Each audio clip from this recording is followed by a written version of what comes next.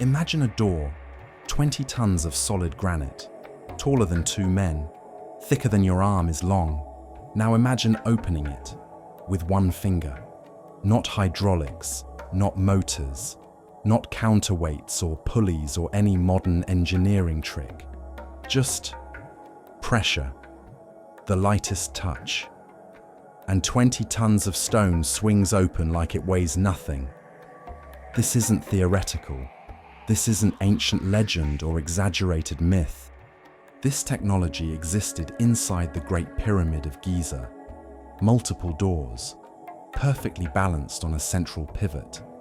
So precise that from the inside, you could push them open with minimal effort.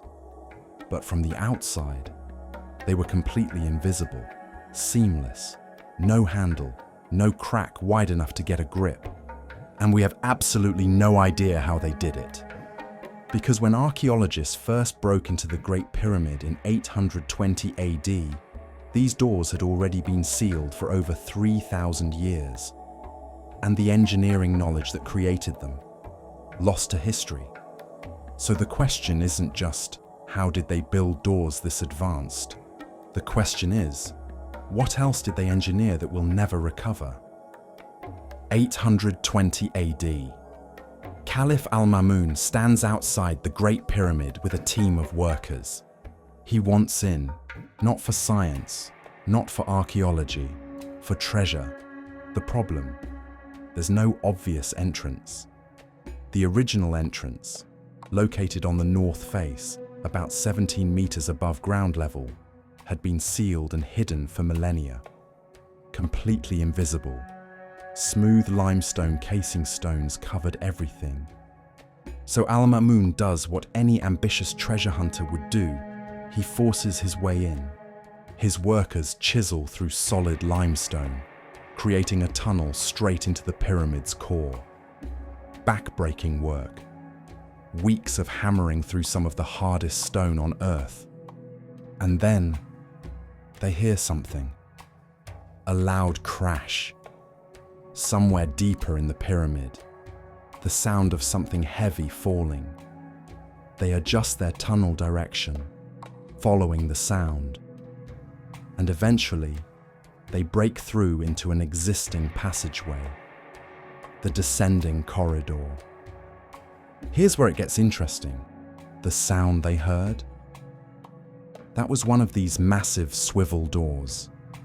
The vibrations from their tunneling had shaken it loose from its sealed position, and it had swung open after 3,000 years. When Al-Ma'mun's team explored further, they found multiple passages: the ascending corridor, the grand gallery, the king's chamber, the queen's chamber, and at key junctions, they found these doors. Massive granite blocks, set into the walls, but not fixed in place. They were designed to move. And here's the mind-blowing part. From the inside, from the upper chambers, you could push these doors and they would swing open smoothly, effortlessly, despite weighing somewhere between 16 and 20 tons. But from the outside, from the lower corridors, nothing, no handle, no grip, no visible seam.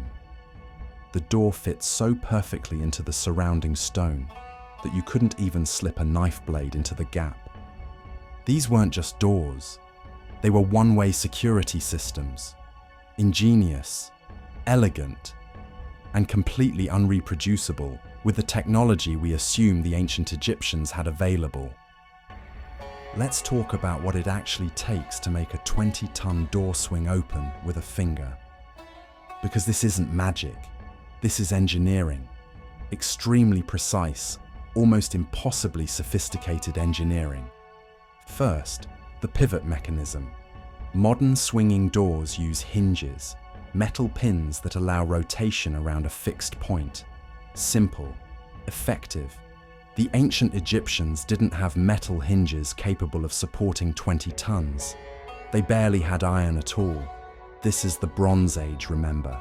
Copper tools, bronze implements, nothing that could create a hinge system for this kind of weight. Instead, they use something called a pivot door or swivel door. Here's how it works. The massive granite block isn't hanging from hinges on one side. Instead, it has a cylindrical extension, a pivot point that protrudes from the top and bottom of the door. These pivot points sit in carefully carved sockets, one in the floor, one in the ceiling of the passageway. The door literally rotates around this central vertical axis. But here's the critical part: balance. For this to work, for a 20-ton block to move with minimal force, the center of gravity has to be perfectly aligned with the pivot point. Think about it like this. If you try to open a regular door by pushing near the hinges, it's incredibly hard. But if you push at the edge farthest from the hinges, it swings easily. That's leverage. With a pivot door, there's no edge. The door rotates around its center, so if the weight distribution is even slightly off, it won't move. Or worse, it'll crash to one side with massive force.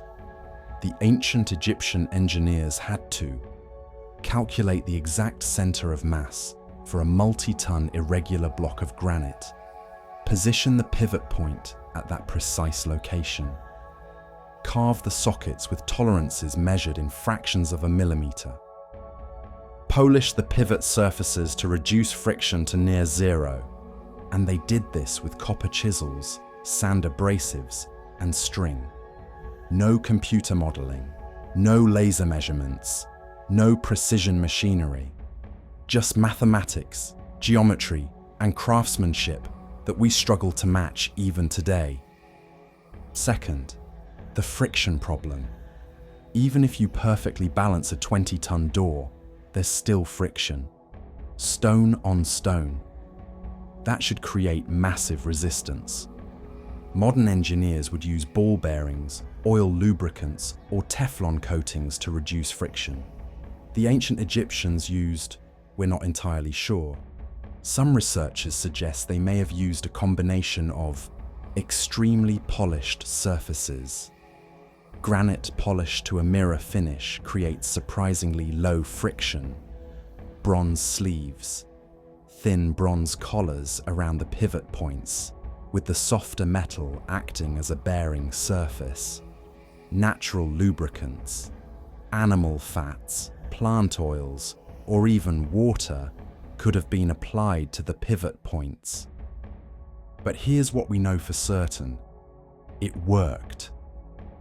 When archaeologists tested similar pivot door designs at much smaller scales, they found that with proper balancing, even massive stones could be moved with shocking ease. There are accounts from early explorers of the Great Pyramid describing doors that could be opened with the pressure of a hand. 20 tons, moved by hand pressure. That's not primitive technology, that's mastery. Third, the sealing mechanism. But the engineering brilliance doesn't stop at making the door movable. Remember, from the outside, these doors were invisible. The granite door fits so precisely into the surrounding limestone passage that there was no visible seam, no gap, nothing to indicate a door was even there. This required precision cutting of both the door and the door frame to tolerances of less than a millimeter, perfect right angles on all edges to create the seamless fit, smooth polishing so that even the texture matched the surrounding stone. But it gets even more sophisticated. Some of these doors appear to have had a locking or sealing mechanism. Once closed from the inside, they couldn't be opened from the outside, even if you knew they were there. Think about that design requirement. The door had to be balanced enough to open easily from one side, but secure enough to resist forced entry from the other side. Modern doors achieve this with deadbolts and locking mechanisms. The Egyptian doors achieved it through geometry alone. The current theory is that the doors had a slight asymmetry in their pivot placement. When closed, gravity would pull the door toward the locked position. Opening it from the inside worked because you were pushing against that gravitational pull with leverage. But from the outside, you were pushing in the direction gravity was already pulling, meaning the door was essentially wedged shut. Elegant, brilliant, and completely hidden in plain sight. So the obvious question, why go to all this trouble? Why not just wall off the passages with solid stone blocks? Why create these incredibly complex mechanical doors when you're trying to protect a pharaoh's tomb? The answer reveals something fascinating about how the ancient Egyptians thought about pyramid construction. Theory 1. Construction access. The most practical explanation is that these doors were necessary during construction. The Great Pyramid wasn't built in a day, or a year, or even a decade. It took approximately 20 years to complete. During that time, workers needed repeated access to the internal chambers. They were installing the granite beams in the king's chamber, constructing the grand gallery, positioning the sarcophagus, and countless other tasks. Sealing passages permanently after each stage would have been impractical. You'd trap workers inside or make it impossible to bring materials through. But leaving passages wide open meant anyone could wander into restricted areas. The swivel doors solved this problem perfectly. Workers with knowledge of the doors' locations could access the upper chambers easily from the inside. But unauthorized people approaching from the lower corridors would find nothing but solid walls. Security during construction. Access for authorized personnel. One mechanism, two functions. Theory 2. Religious symbolism. Ancient Egyptian religion was deeply concerned with the pharaoh's journey after death. The pyramid wasn't just a tomb, it was a machine for resurrection, a launching pad for the pharaoh's soul to ascend to the stars and join the gods. The internal passages represented this journey. The descending corridor led downward, toward the underworld. The ascending corridor led upward, toward the heavens. The doors might have had symbolic meaning, barriers between the mortal world and the divine, thresholds that only the pharaoh's soul, could pass through, physical representations of spiritual barriers. In this interpretation, the fact that the doors were one way makes perfect sense. The pharaoh's journey was meant to be one direction, upward, toward transformation and godhood. There was no return. The doors weren't just keeping thieves out. They were ensuring the pharaoh's soul stayed on its intended path. Theory 3. Practical tomb security. Of course, there's also the straightforward explanation. They were trying to stop tomb robbers. And honestly, they failed.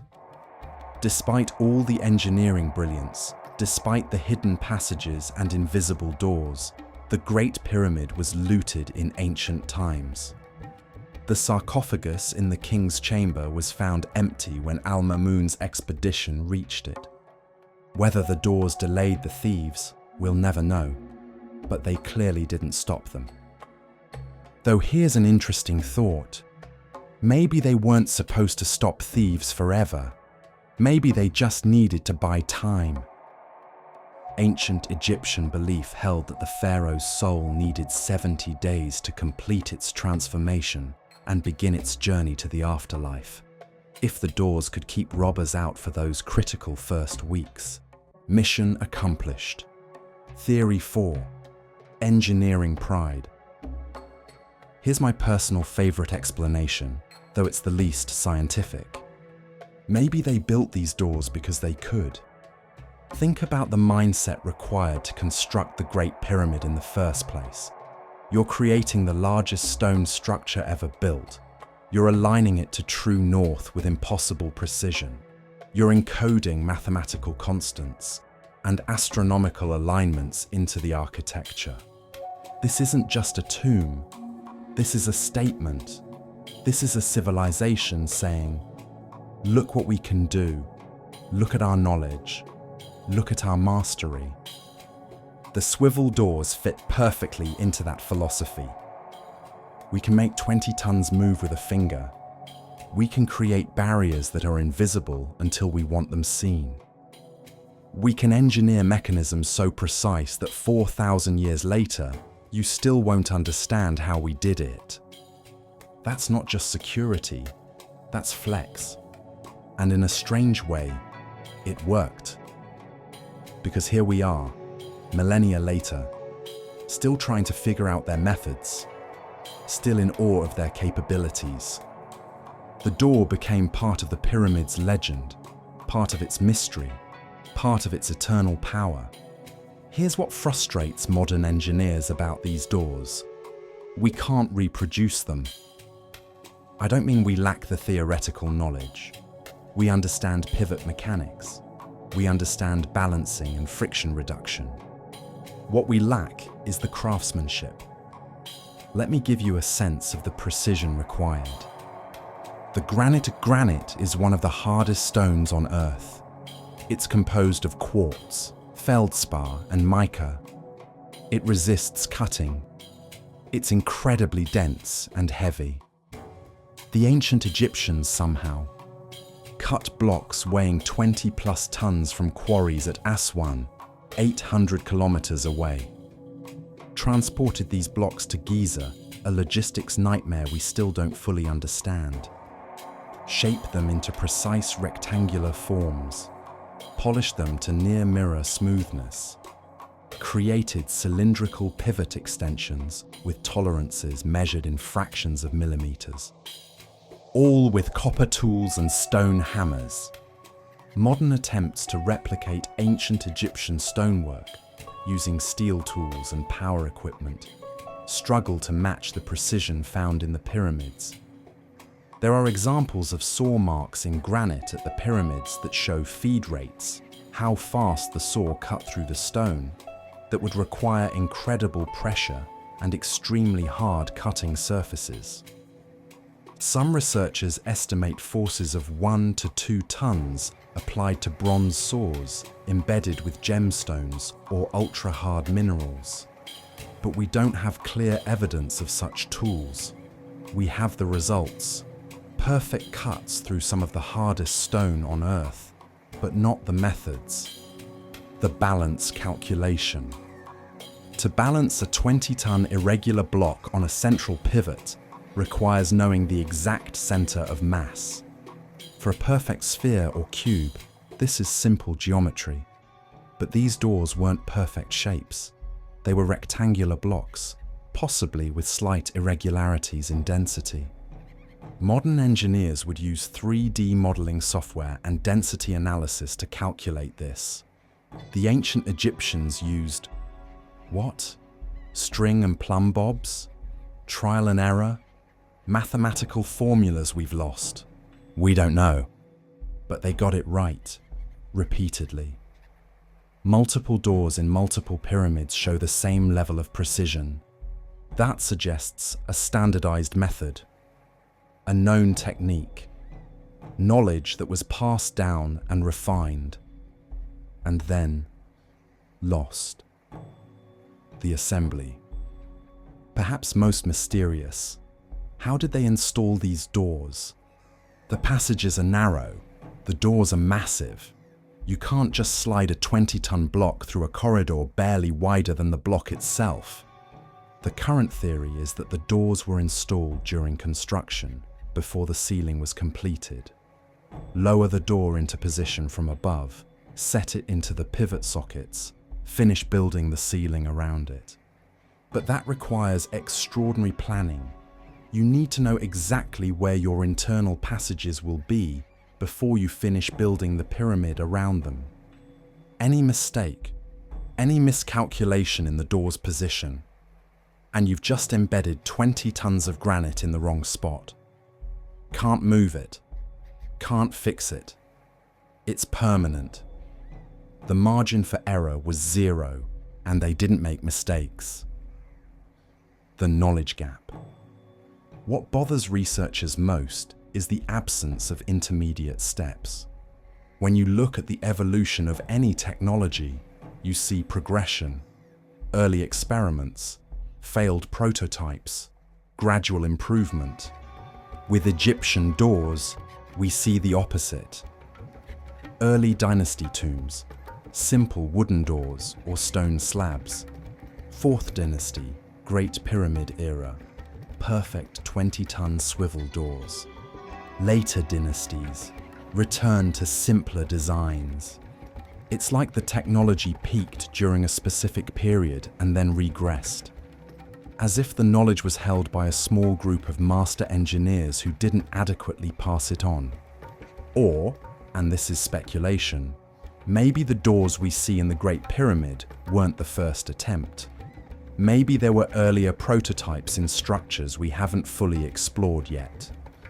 But as of now, the technology appears almost overnight in the archaeological record, reaches perfection, and then vanishes. That's not how technology usually works. Let's compare ancient pivot doors to modern high-security systems.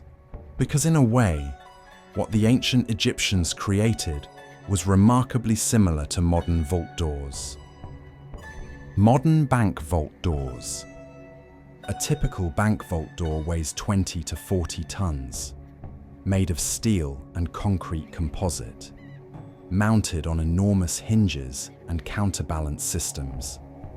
These doors use precision-machined parts with tolerances measured in thousandths of an inch, stainless steel or hardened tool steel bearings, hydraulic or pneumatic assists for opening, computer-controlled locking mechanisms with multiple redundancies. Even with all this technology, modern vault doors require regular maintenance. The bearings need lubrication, the mechanisms need adjustment, seals wear out. A modern vault door might last 50 to 100 years before needing significant repair or replacement. The Egyptian granite doors. They functioned for thousands of years, and they probably would still work today if they hadn't been deliberately damaged or removed by treasure hunters and archaeologists. The difference in approach. Modern engineering tends to solve problems with complexity. More parts, more systems, more redundancies. The Egyptian approach was the opposite. Elegant simplicity. One rotating element, one pivot point, perfect balance, no motors, no hydraulics, no electronics, nothing to break down or fail. Just stone on stone, polished to perfection. It's the difference between a mechanical watch with hundreds of tiny parts and a sundial that tells time for millennia without maintenance. Both work, but one approach has a timelessness the other lacks. Could we build these today? Technically, yes. We have computer modeling to calculate the perfect center of mass. We have diamond-tipped tools to cut and polish granite. We have precision measurement equipment that can verify tolerances down to micrometers. We could absolutely create a modern version of these doors. But could we do it with Bronze Age technology? Honestly, probably not. We'd have to rediscover techniques that have been lost for 4,000 years. Relearn methods of stone cutting, polishing, and installation that left no written records. There have been experimental archaeology attempts to recreate Egyptian stoneworking methods. Some have been successful at small scales, but none have matched the precision and scale seen in the pyramids. The knowledge gap remains. What this tells us about ancient Egypt. The swivel doors are just one example in a long list of Egyptian engineering achievements that seem surprisingly advanced. The precision of the pyramid's construction, the alignment to true north, the internal chambers and passages, the watertight sarcophagi. the obelisks weighing hundreds of tons, erected as single pieces. Each of these achievements, individually, might be explained away. They had good craftsmen. They used techniques we haven't rediscovered yet. But taken together, they paint a picture of a civilization with sophisticated understanding of physics, geometry, materials science, and engineering principles. Not alien technology, not lost super civilization nonsense, just human beings who were really good at working with stone, and who had methods and knowledge that we're still trying to reverse engineer millennia later. Let's zoom out for a moment. The swivel doors aren't just a curiosity. They're a reminder of something we often forget when we look at ancient civilizations. People in the past weren't less intelligent than us. They had the same brains we have, the same capacity for innovation, problem solving, and creativity. What they lacked was accumulated knowledge. They were starting from scratch in many fields we now take for granted. But in the fields they did focus on, stoneworking, astronomy, agriculture, hydraulic engineering, they achieved things that still impress us today. The hubris of modern perspective. There's a tendency in modern culture to view history as a straight line of progress. Primitive tools gave way to better tools. Ignorance gave way to science. Dark ages gave way to enlightenment. Linear, inevitable, always improving. But that's not really how it works. Civilizations rise and fall. Knowledge is gained and lost. Technologies are invented, perfected, forgotten, and then reinvented millennia later. The ancient Egyptians had mastered techniques in stone working that wouldn't be matched again until the Renaissance, 3,000 years later. The Romans created concrete that has lasted 2,000 years and is still stronger than much of what we build today. We only recently figured out why their concrete was so good. Medieval Islamic scholars preserved and advanced Greek mathematics and astronomy, while Europe was in the Dark Ages. Progress isn't linear, it's cyclical. Knowledge accumulates, fragments, gets rediscovered. The swivel doors are a perfect example. Sophisticated engineering, lost to time, rediscovered by accident, and still not fully understood. What else have we lost? If the door technology was lost, what else was? The ancient Egyptians had methods for moving and placing blocks weighing 70+ tons with precision, creating perfectly level foundations across acres of land, drilling and cutting granite with unknown tools, transporting millions of tons of stone without wheels or pulleys, or with very limited use of them, organizing and feeding workforces of thousands for decades. Some of these methods we've partially reconstructed. Others remain mysterious. Every few years, archaeologists or engineers propose new theories. Maybe they used water to level the foundations. Maybe they had copper saws embedded with corundum or other hard minerals. Maybe they used ramps we haven't found evidence of yet. Maybe, possibly, probably. But we don't know for certain. And the door, the beautiful, elegant, impossibly precise door that opens with a finger despite weighing 20 tons, stands as a monument to that not knowing. It's a physical reminder that ancient civilizations achieved things we still can't fully explain. Not because they were superhuman or had help from aliens or were remnants of Atlantis, but because they were skilled craftsmen who dedicated their lives to perfecting techniques that their culture valued above almost everything else. Stone was their medium, permanence was their goal, precision was their religion, and they succeeded beyond what most of us imagine possible. So where does this leave us? We have a door.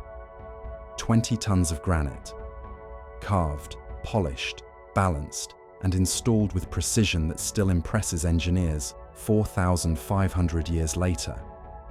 We know it worked. Early explorers documented it. Some of the pivot mechanisms are still visible in the pyramid today, though the doors themselves have been removed or destroyed. We understand the basic principle: pivot doors, center of balance, friction reduction, but we don't know the exact methods, the tools, the techniques, the calculations. That knowledge died with the engineers who built it. And honestly, that's okay. Not everything needs to be explained immediately. Some mysteries are worth sitting with, worth pondering. The door reminds us that human ingenuity doesn't require modern technology. It requires skill, patience, and an obsessive attention to detail. It reminds us that ancient civilizations weren't primitive versions of us, waiting to evolve into modernity. They were different civilizations with different priorities, who excelled in different fields. And it reminds us that knowledge is fragile. Techniques that seem permanent, that feel like they'll last forever, can vanish in a generation if they're not properly preserved and taught. The next time someone tells you the pyramids are evidence of lost technology or ancient aliens, you can tell them, no. The pyramids are evidence of humans being absolutely brilliant at the things they cared about. Stone working, precision, permanence. They wanted to build something that would last forever. They wanted to create monuments so perfect that millennia later, people would still be trying to understand how they did it. Mission accomplished. Because 4,500 years later, we're standing here, looking at a door that weighs as much as 3 elephants, and asking, how did they make it open with a finger? If you want more discoveries like this, more hidden engineering marvels from ancient Egypt that challenge what we think we know about the past, subscribe to Pharaoh's Legacy. Because the pyramids have more secrets than we ever imagined, and some of those secrets are literally built into the walls.